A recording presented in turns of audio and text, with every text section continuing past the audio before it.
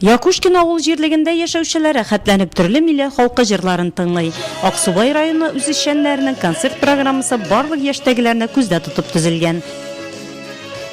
Безнең Татарстанда 2014 ел мәдәният елы дип әйткән иде. Шул өчен учреждениеләрдә планнар буенча инде концертлар, спектакль куялар. Моны бүген безнең Якушинское поселение, Якушкин авылында безнең өчен бик зур концерт куелды. Аның кунаклары Аксубай район кешеләре иде. Безгә бит бу концерт ошады. Моңа кадәр мондый концертлар белән безнең үзешчән сәнгатьтә катнашучы артистларыбыз Аксубай районы авылларында чыгыш ясаган.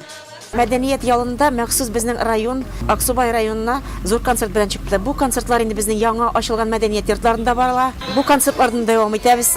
Ике мәдәният йортында безнең район тагын матур итеп чыгыш ясарга исәп тота. Район мәдәният бүлеге җитәкчесе Әлфия Галәветдинова белдергәнчә, алга таба да ике район авылларында мондый концертлар уздырылачак икән.